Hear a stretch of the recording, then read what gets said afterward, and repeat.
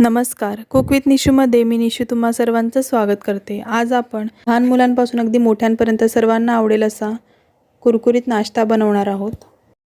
अगदी संध्याकाळच्या नाश्त्यासाठी किंवा कधीही छोटंसं फंक्शन असलं तरी देखील तुम्ही अशा पद्धतीने स्टार्टरसाठी ही रेसिपी बनवू शकता. इथे भाज्यांचं प्रमाण कमी जास्त झालं तरी चालेल. इथे मी साधारणतः एक लहान गाजर किसून घेतला आहे. तसेच थोडीशी कांद्याची पात इथे माझ्याकडे अवेलेबल होती, ती देखील मी बारीक चिरून घेतले. एक मध्यम आकाराचा कांदा बारीक चिरून घेतला आहे. एक मध्यम आकाराची भोपळा मिरची मी इथे बारीक चिरून घेतले आणि 2 मोठ्या आकाराचे बटाटे इथे मी उकडून त्यांना किसून घेतलेलं आहे. तसेच बारीक चिरून घेतलेली कोथिंबीर ह्यामध्ये आपण घालून घेऊया. चवीनुसार मीठ, तसेच अर्धी चमची धणेपूड, पाव चमची हळद, पाव चमची काश्मीरी लाल मिरची पावडर, अर्धी चमची घरगुती मसाला, पाव चमची गरम मसाला, पाव चमची मिक्स हर्ब्स आणि पाव चमची चिली फ्लेक्स इथे मी घालून घेते. तुम्हाला जर का अजून तिखट हवं असेल तर तुम्ही चिली फ्लेक्सचं किंवा घरगुती मसाल्याचं प्रमाण वाढवू शकता. आता हे आपण सर्व एकत्र करून घेऊया. इथे तुम्ही पनीर देखील किसून घालू शकता. आता इथे आपण ब्रेडच्या कडांचा जो चुरा करून घेतला आहे तो घालून घेऊ. साधारणतः 5 ते 6 चमचे इथे मी ब्रेडचा चुरा घेतलेला आहे. आता पुन्हा हे मिक्स करून घेऊया. आपल्याला वाटलं की प्रॉपर बाइंडिंग नाही होत आहे तर आपण ह्यामध्ये अजून ब्रेडचा चुरा ॲड करू शकतो. आता हे हाताने एकत्र करून घेऊ. इथे मी एक चीजचा क्यूब किसून घालते. तुम्ही इथे 2 ते 3 क्यूब देखील किसून घालू शकता. तसेच मी इथे थोडंसं आंबटसर चव येण्यासाठी थोडंसं लिंबू पिळून घेते. तुम्ही ह्याऐवजी अगदी पाव चमची आमचूर पावडर देखील ॲड करू शकता किंवा अगदी थोडासा चाट मसाला ह्यामध्ये ॲड केला तरी पण चालेल. आता हे मिश्रण आपलं तयार आहे. आपण पुढच्या कृतीकडे वळूया. त्यासाठी इथे मी ब्रेडचे स्लाईस अशा पद्धतीने कट करून घेतल्यात. बाजूच्या कडा सर्व काढून घेतल्यात. त्याचाच आपण चुरा मगाशी वापरला. या ठिकाणी तुम्ही मोठी ब्रेडची स्लाईस देखील वापरू शकता. मला इथे लहान ब्रेड मिळाले म्हणून मी इथे लहान ब्रेडचा वापर करते.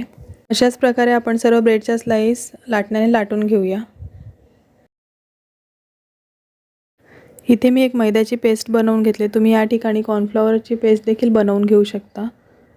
2 चमचे मैदा मी इथे घेतला आणि त्यामध्ये पाणी घालून अशा पद्धतीने त्याची पेस्ट बनवून घेतले. आता आपण अशा प्रकारे ब्रेडच्या स्लाईसला चारी बाजूनी मैद्याची पेस्ट लावून घेऊया आणि जे मिश्रण बनवलं त्याचा एक गोळा घेऊन अशा पद्धतीने मध्ये ठेवायचं आहे.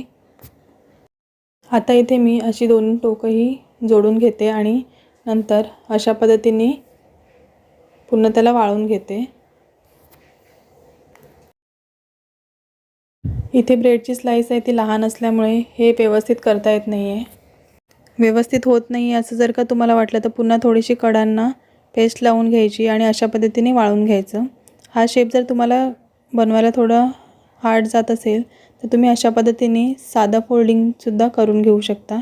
पुन्हा ब्रेड स्लाईसला अशा पद्धतीने चारी बाजूनी पेस्ट लावून घ्यायची आणि सारण आपण जे बनवलं आहे ते मध्यभागी ठेवून फक्त फोल्ड करून घ्यायचं आहे. मी ज्या पद्धतीने दाखवते त्या पद्धतीने तुम्ही इथे बनवू शकता. इथे शक्यतो तुम्ही जर का तुम्हाला मोठी ब्रेडची स्लाईस मिळाली तर ती वापरा, जेणेकरून तुम्हाला ही प्रोसेस करायला सोपं जाईल. आता बाकीचं देखील आपण अशाच पद्धतीने बनवून घेऊया.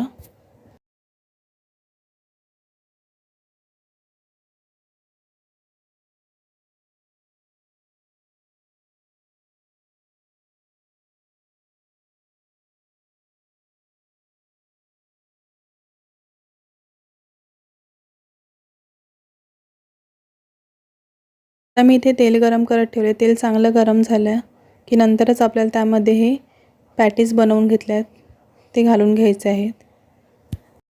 मीडियम टू हाय फ्लेमवर आपल्याला हे छान गोल्डन ब्राऊन आणि क्रिस्पी होईपर्यंत तळून घ्यायचे आहेत.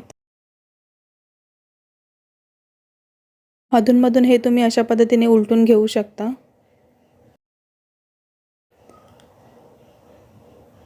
एकदम हाय फ्लेमवर जर का आपण हे तळले तर ते करपण्याची शक्यता असते. त्यामुळे आपल्याला हे मध्यम फ्लेमवरच छान गोल्डन ब्राऊन करून घ्यायचे आहेत. तुम्हाला जर का डीप फ्राय करायचं नसेल तर तुम्ही शॅलो फ्राय देखील हे करून घेऊ शकता. आता हे गोल्डन ब्राऊन झालेले आहेत. आता आपण ह्यांना काढून घेऊया. आणि बाकीचे देखील उरलेले पॅटीस आपण अशाच पद्धतीने तळून घेऊया. तुम्ही यांना ब्रेडचे पकोडे देखील बोलू शकता.